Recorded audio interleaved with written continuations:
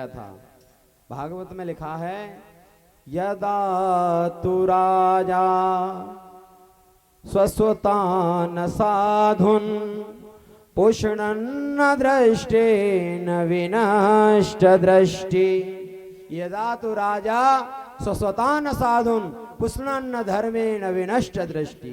बोले हे धृतराष्ट्र महाराज, हे महाराज, मैं आपसे हाथ जोड़कर, एक मंत्री होने के नाते नहीं, एक नाते से आप मुझे भाई भी कहते हैं, इसलिए हाथ जोड़कर इस छोटे भाई की प्रार्थना है आपसे कि आपके कुल में जो दुर्योधन है ये कलंक पैदा हो गया है। आपकी बाहर की आंखें तो फूटी हुई हैं, लेकिन दुष्ट दुर्योधन ने आपके अंदर की हृदय की आंखों को भी फोड़ दिया है। आप नहीं देख पा रहे हैं कि कौन गलत है कौन सही है। इसको समझाइए। ये दुष्ट लाक्षागृह में जा जाकर उन पांडवों को परेशान करता है, उनको जलाने का मारने का प्रयत्न करता रहता है। मेरी आपसे ये प्रार्थना, इसको त्याग दीजिए। ये बात पीछे से दुर्योधन ने सुन ली। दुर्योधन ने कहा कि तुम मेरे घर में भोजन करते हो और मेरे ही प्रति मेरे पिताजी को भड़काते हो, तुरंत निकल जाओ यहां से।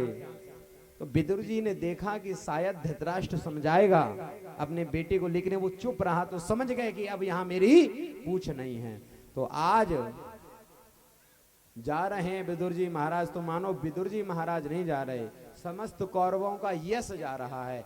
जिस प्रकार लंका से जब विभीषण जी जा रहे हैं तो मानो विभीषण नहीं जा रहे, लंका का समस्त वैभव जा रहा है। सभी की आयु को लेकर विभीषण जी जा रहे हो। असी कहीं चला विभीषण जबहि आयुहीन वहे सब तबहि। तो आज विदुर जी नहीं जा रहे, मानो विदुर जी कौरवों का समस्त यश लेकर जा रहे हो।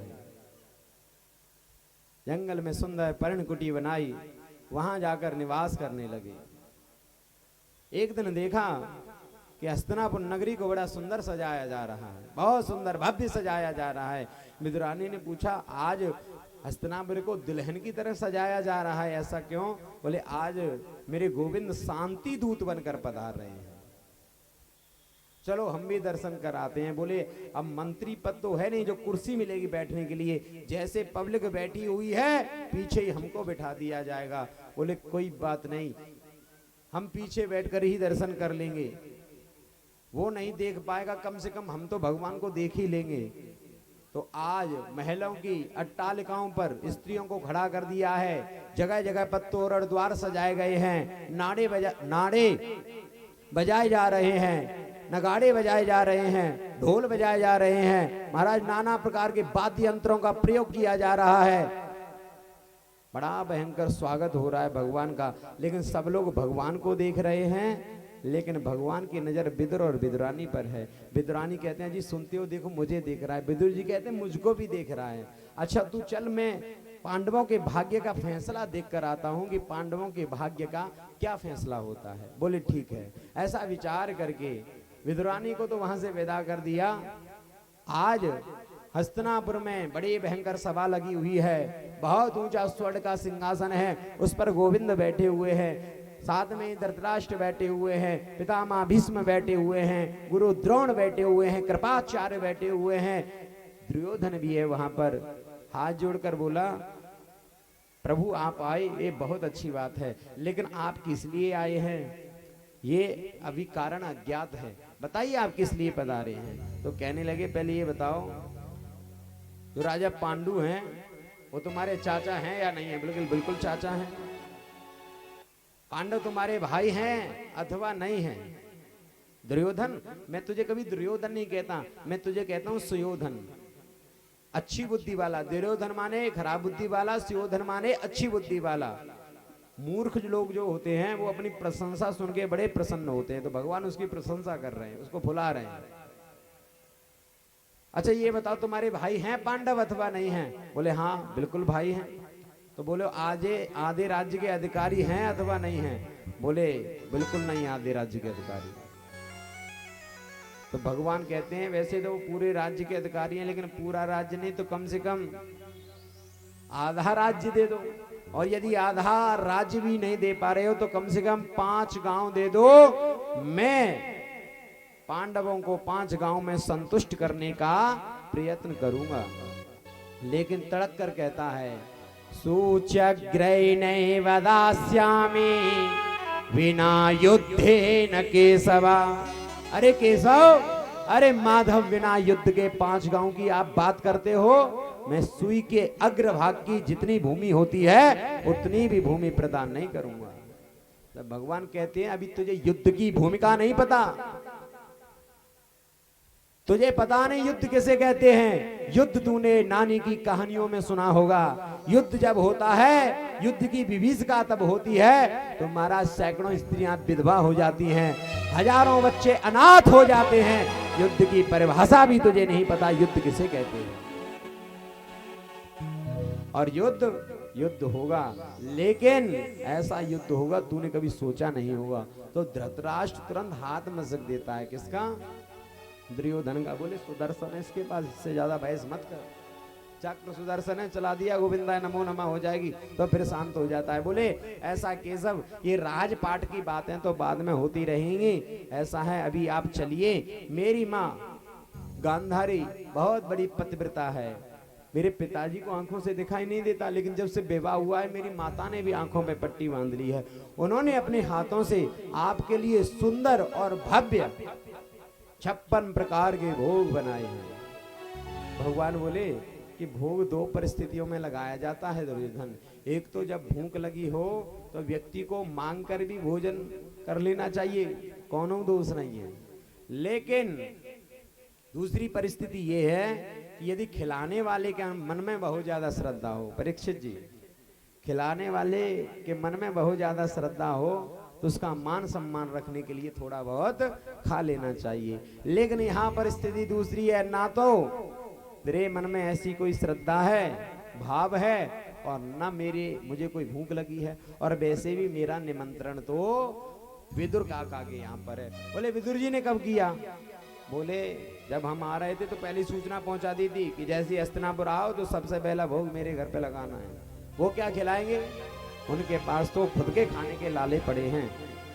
बोले ये तो मैं नहीं जानता, जब बुलाया है तो कुछ ना कुछ व्यवस्था करेंगे भी, मैं भी देखता हूं क्या व्यवस्था करेंगे।